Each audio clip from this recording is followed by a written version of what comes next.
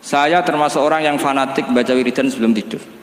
Jadi jangan kira kalau Selasa sholat jarang wiridan, tidak punya wiridan di tempat lain, itu sangat suudzon yang menyakiti. Saya punya cara sendiri untuk ingat Allah, itu terutama mau tidur.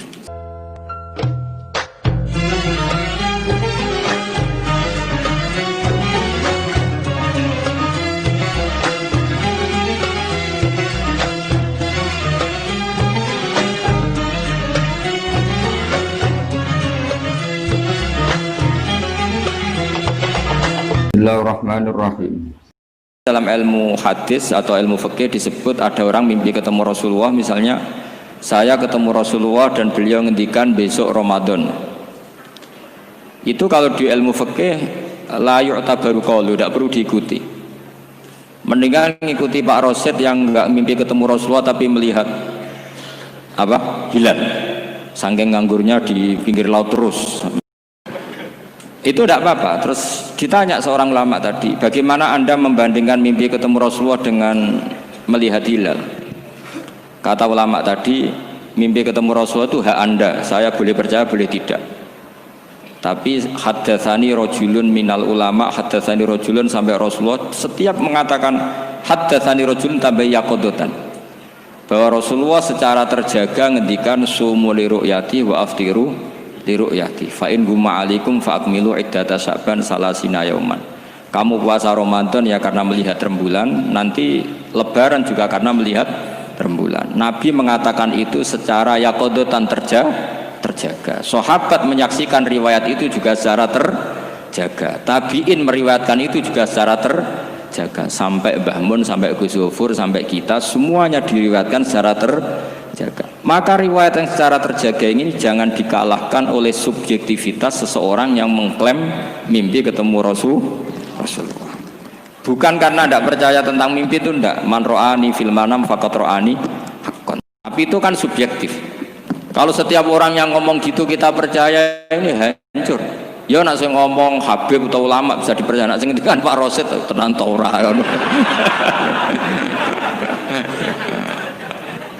Jadi ini supaya sanad ini terjaga. Jadi sanad itu harus terjaga. Makanya saya pernah entah tahun berapa, saya memang tidak perlu saya ingat-ingat karena saya memang nggak suka punya kenangan Mbah Mun ada tanggalnya supaya abadi. Ada orang tertentu yang suka ditanggalin kalau punya kenangan sama Mbah Mun. Kalau saya enggak usah tanggal, biar kenangannya mustamir setiap saat. Saya pernah diminta hak delok wajahku, terus beliau ngendikan man ro'ani wal jannah. Kenapa itu menjadi penting? Karena figur manusia. Saya masih ingat ketika ngaji ilmu kalam sama Mbah Mun, juga sama Gus Zufur di kelas di MS. Mbah Mun ngendikan gini, saya masih ingat betul, tak catet ya. Wong ora iso niru pangeran, wong pangeran ora salat, ora mangan, ora ngombe. Niru ya mbek makhluk. Jadi tidak bisa kita tanpa wasilah, tidak bisa. Kamu niru Allah piye? Kaifa yusolli? Allah nak sholat piye? Kacau kan? Allah nak poso piye? Memang Allah tahu mangan, Allah tahu poso. Terus nak turu piye? Allah la ta'khudhu sinatu. Maka ibadah itu niru makhluk. Karena kita makhluk. Makhluk itu duwe syahwat. Islam memberi sarana ibadah nikah. Sing ra payu nikah ana sarana ibadah ngempet, paham ya? Ngene ku. Maksudnya usah nguntal kapur baru ngempet. Sing sugih ibadahe sedekah, sing ra sugih ibadahe dadi mustahik sing ridho. Macam-macam. Itu hanya bisa niru makhluk sama makhluk.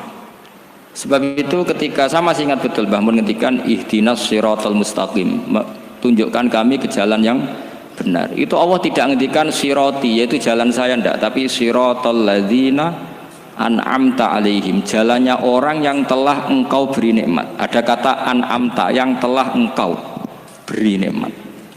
Jadi Allah memaklumatkan ke semua hambanya, niru itu niru hamba yang sudah diberi nikmat.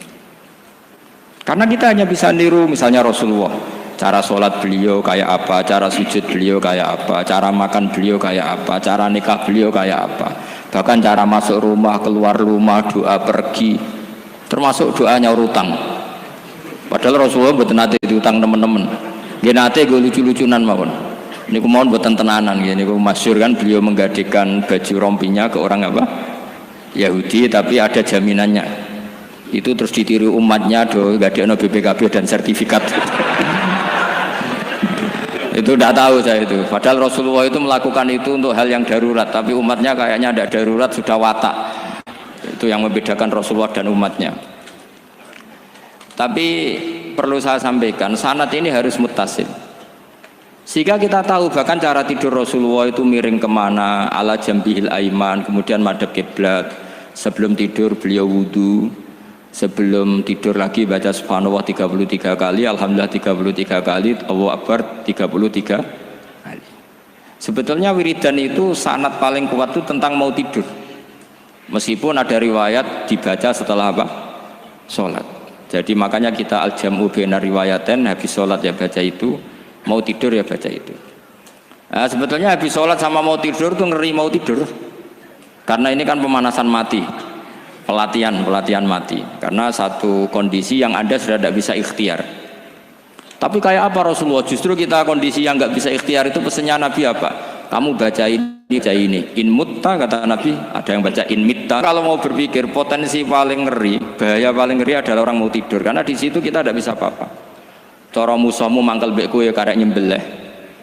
Cara bojomu mangkel bekku ya karek ngobong kok ini TV ini. Anda usah merasa tidak akan mengalami itu, ya insya Allah enggak itu.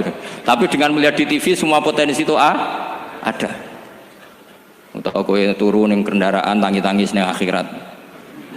Terus tak Gusti kalau mau akhirat mau kecelakaan. Nah, justru mau tidur itu Nabi itu unik, kelihatan bahwa ada nubuah, ada kenabian yang luar biasa. Kalau mau tidur itu ada nubuah, ada kenabian yang luar biasa. Kalau mau tidur itu ada wiridannya. Saya termasuk orang yang fanatik baca wiridan sebelum tidur. Jadi jangan kira kalau selasa sholat jarang wiridan, tidak punya wiridan di tempat lain, itu sangat suudzon yang menyakiti. Saya punya cara sendiri untuk ingat Allah itu, terutama mau tidur. Sampai istri saya itu protes. Gus nak bersolat tahu mau nyekel tasbih abdi tidur. Saya itu punya tasbih lupa jumlahnya semuanya di kamar tidur. Ini sekaligus ijazah entah pamer kebaikan tidak tahu saya. Pokoknya sudahlah husnudzon saja. Suudzonu iblis. Karena mau tidur saya pikir kalau tahu-tahu saya bangun terus ketemu mungkar nakir terus kayak apa. Sehingga Rasulullah itu ngajari kita luar biasa. Bismika wadu'tu jambi wa bismika arfa'u. Kalau mau tidur doa populernya apa? Bismika Allahumma ahya bismika amut. Hafalnya gitu dok. Saya hafal banyak. Allahumma rabbas samawati sab'i wa rabbal arsyil azim rabbuna wa rabbu kulli syai' falikul habbi wan nawa. Allahumma antal awalu falaysa qablaka syai' wa antal akhiru falaysa ba'daka syai' wa antal dhahiru falaysa fawqaka syai' wa antal batinu falaysa dunaka. So, itu tak baca sampai tidur. Saking kadang takutnya sama Allah, akhirnya nggak bisa tidur. Kadang sampai 3:30 apa terus tidur baru setengah jam terus subuh. Jadi kalau melihat tren itu kayaknya saya bakat wali gitu. Kalau trennya seperti itu terus. Tapi sayangnya tren seperti itu jarang warset makanya terus tidak jadi wali-wali gitu. Tapi saya ingatkan ke jenengan, sanad-sanad seperti ini tuh yang mungkin Anda lupa. Anda hanya ingat sanad misalnya ya Mu'ad inni uhibbuka faqul dubura kulli sholatin atau fala tad'anna dubura kulli sholatin Allahumma inni ala dzikrika wa syukrika. Kamu lupa bahwa saat paling krusial dalam hidup Anda itu tidur. Sehingga disebut wa min ayatihi manamukum billaili wan. Itu dari segi krusial gawat darurat, setiap saat Anda bisa mati. Belum urgensinya tidur untuk melawan maksiat. Itu kalau kamu hidup di kota Demak atau kota Semarang, genera kepikiran niklap atau wong ayu-ayu seneng terminal ning gone dalan-dalan itu satu-satunya cara itu hanya tidur. Kowe nak melek tetap jelalatan tak jamin. Masuk ke ngarep masjid Demak nggo tasbih gede-gede. Pangeran ndelok wong liwat tuh eling. Barokahnya usul fikih adalah kita belajar dulu. Saya pernah musyawarah sama Gus Yofur tentang usul fikih. Usul fikih itu ada makalah mubah itu tidak ada. Sebagian ulama berpendapat mubah itu tidak ada. Karena setiap mubah saat itu Anda pasti meninggalkan keharaman. Itsma min mubahin illa wa yatahaqqaqu bihi tarku haramim. Tidak ada kemubahan kecuali saat itu kamu meninggalkan keharaman. Anda tidur berarti Anda taroktal maksiyah. Anda tidur berarti Anda meninggalkan maksiat. Enggak nyolong, enggak dugem, enggak zina, enggak maling, enggak ngerasani orang. Jadi tidur itu anggap saja ya Rob ya Allah saya mau tidur. Tidur itu ibaratun antarkil ma'asi. Jadi malaikat roket pate kandani iki ras sekedar turu. Ya kowe kudu ngerti iki ape ninggal maksiat. Hitung mulai saiki. Bismika Allahumma ya bismika. Amun ayo roket pate hitung. Anggap ini kiat meninggalkan maksiat. Terus turu 6 jam berarti tidak maksiat 6 jam. Meskipun akhirnya maksiat karena bangun jam 7. Artinya maksiat ra subuh gitu. Tapi betapa krusialnya ulama. Ulama lah yang mengajarkan kita tidur itu rohatan lil abdan, untuk istirahat. Kita pulih lagi, bisa kerja lagi. Pak Bupati bisa ngantor lagi, Pak Kapolsek, Kapolres bisa ngantor lagi. Semuanya aktivitas tentara bisa ngantor lagi. Memulihkan kekuatan itu ibadah. Meninggalkan maksiat karena tidur juga ibadah. Tidur saja ibadah. Ini barokatnya umatnya Rasulullah Shallallahu Alaihi Wasallam. Senyaman itu. Coba kalau kamu jadi umatnya Nabi lain, wah itu beratnya bukan main. Dan itu sesuatu yang dimintakan Allah, dimintakan Rasulullah kepada Allah, yaitu Rabbana wa la tuhammilna ma la taqata lana bih. Termasuk la tahmil alaina isron kama hamaltahu 'alal ladzina min qablina. Jangan bebankan ke umat kami sesuatu yang seperti engkau bebankan pada umat dulu. Umat dulu itu kalau mau tobat, kayak umatnya Nabi Musa pernah nyembah anak sapi, itu yang pernah nyembah tobatnya dibunuh.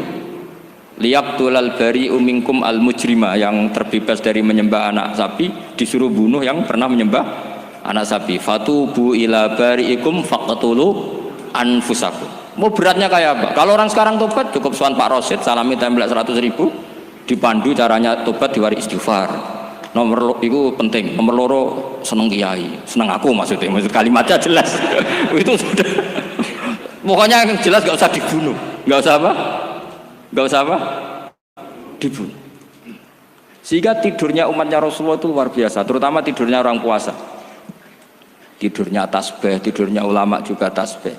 Karena dengan tidur itu kita tahu alamat kematian. Di mana kita masih di dunia saja punya kondisi di mana kita tidak bisa menentukan diri kita sendiri. Dan itu awal dari kita mengimani la haula wala quwata illa billah. Segagai koyok ngono ternyata ada kondisi di mana kita tidak bisa mengendalikan diri kita sendiri.